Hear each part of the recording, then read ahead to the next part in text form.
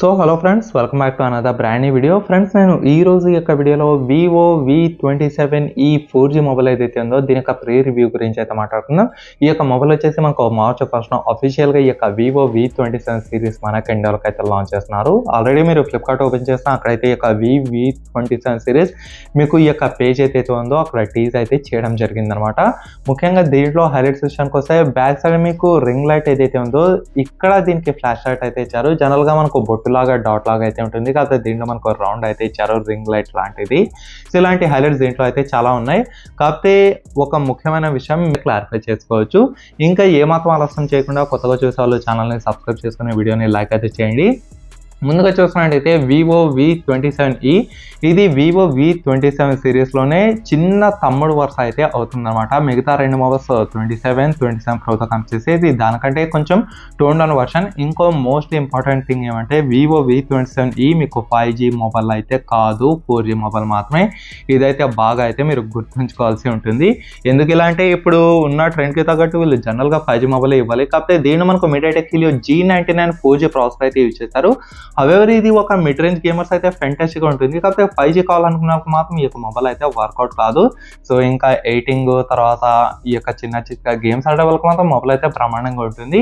And మరొక విషయం, Android 13 out of box వస్తుంది, ఫంటచ్ OS కూడా వస్తుంది అనమాట. కాకపోతే ఇది మనకు 5G మొబైల్ అయితే కాదు, 4G మొబైల్. ఇంకా ఇది 5G మొబైల్ కాకపోయినప్పటికీ ఇది అండర్ 20 నుంచి 25K వరకు దీని యొక్క ప్రైస్ అయితే ఖచ్చితంగా ఉంటుంది. ఇది మాత్రం మీరైతే ఫిక్స్ అయిపోండి. అండ్ ఫస్ట్ అయితే దీని డిస్ప్లే విషయానికి వస్తే 6.5 ఇంచ్ ద్వారా వచ్చిన full HD+ E4 AMOLED display ఉంటుంది. 120Hz refresh rate, in display fingerprint స్కానర్తో అయితే వస్తుంది. అగైన్ డిస్ప్లే మాత్రం ఎక్సలెంట్గా ఉంటుంది. కాకపోతే ఇది మనకు without curve display, flat display అయితే ఉంటుంది. వివో V27 Pro మాత్రమే మీకు కర్వ్ డిస్ప్లేస్. ఈ మొబైల్ ఏదైతే ఉందో ఇది కర్వ్ డిస్ప్లే అయితే ఉండదు, ఫ్లాట్ డిస్ప్లే అయితే వస్తుంది. అవే డిస్ప్లే మాత్రం ఎక్సలెంట్, స్టాండర్డ్ యూసెస్కి అయితే బాగా పనికొస్తుంది. నెక్స్ట్ దీని యొక్క కెమెరా విషయానికి వస్తే బ్యాక్ మీకు 64 MP + 2 MP + 2 MP front side 32 megapixel puncture camera అయితే ఉంటుంది. వాటర్ ఆఫ్ నౌస్ అయితే వస్తుంది. ఈ యొక్క 2+2 యూజ్లెస్ కెమెరాస్ దీని గురించి నేనైతే మాట్లాడను. 64 మెగాపిక్సెల్ వచ్చేసి ఆప్టికల్ ఇమేజ్ స్టెబిలైజేషన్ సపోర్ట్ అయితే చేస్తుంది అనమాట. 4K వరకు వీడియో రికార్డింగ్ అయితే చేస్తుంది. ఫ్రంట్ సైడ్ అప్ టు 1080 వరకు వీడియోస్ అయితే రికార్డ్ చేయొచ్చు. సో మీకు కెమెరా కోసం అయితే ఓకే, కాకపోతే ultra wide angle lens, macro shots ఇలాంటివి అయితే మరీ అంత హైలైట్గా అయితే ఉండకపోవచ్చు. బట్ మీకు స్టాండర్డ్ కెమెరాతో ఏదైతే తీస్తారో ఫొటోస్, ఇమేజెస్ అవి మాత్రం మీకు అవుట్పుట్ మాత్రం చాలా ఫెంటాస్టిక్గా అయితే ఉంటాయి. అండ్ నెక్స్ట్ మనం దీని యొక్క ర్యామ్ విషయానికి వస్తే దీంట్లో మనకు single configuration 8GB RAM 128GB storage అయితే వస్తుంది. LPDDR4X ర్యామ్ ఉంటుంది, ప్లస్ 8GB విర్చువల్ ర్యామ్ అయితే ఇస్తున్నారు. దీంతో ఎందుకు అయితే ఉపయోగం లేదు. UFS 2.2 స్టోరేజ్ టైప్ అయితే ఉంటుంది అనమాట. So 8GB RAM 256GB storage వస్తుంది కాబట్టి స్టోరేజ్ ప్రకారం ఎటువంటి ప్రాబ్లమ్స్ అయితే ఏమి ఉండవు. అండ్ ఈవెన్ 8GB ర్యామ్ ఇస్తున్నారు కాబట్టి మొబైల్ కూడా మీకు చాలా బూటింగ్ స్పీడ్ కూడా చాలా ఫాస్ట్గా అయితే ఉంటుంది. యాజ్ ఫర్ ద ఫైనల్ దీని యొక్క బ్యాటరీ విషయానికి వస్తే మీకు 5000 mAh battery with 66 fast charging support, Type C charging port, 3.5mm Jack కూడా ఉంటుంది అనమాట.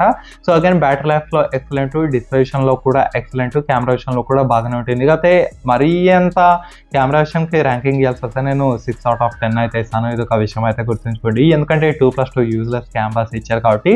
ఇంకా పర్ఫార్మెన్స్ విషయంలో వస్తే 10 out of 9 అయితే ఇస్తాను, ఎందుకంటే MediaTek Helio G99 వచ్చేసి పవర్ఫుల్ ప్రాసెసర్ అని చెప్పాలి మిడ్ రేంజ్ కేటగిరీలో. కాకపోతే 5G అయితే కాదు. 5G విషయంలో ఇది పెద్ద నెగిటివ్ ఇష్యూ. మరి ఓవరాల్గా ఈ యొక్క మొబైల్ కోసం ఎదురు చూడాలా లేదా అంటే నేను ఖచ్చితంగా కాదనే చెప్తాను.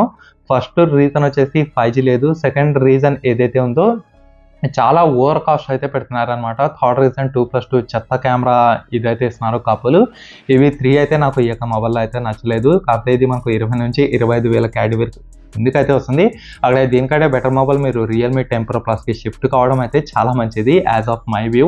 మరి మీరేమంటారు ఈ యొక్క మొబైల్ గురించి అనేది కింద కామెంట్ సెక్షన్లో కామెంట్ చేయండి. బై ద వే మీరు కాల్ చేయాలనుకుంటే నా యొక్క నంబర్ మీకు డిస్ప్లే అయితే అవుతుంది. డైరెక్ట్గా మీరు ఫోన్పే అమౌంట్ చేసి నాతో అయితే మాట్లాడవచ్చు.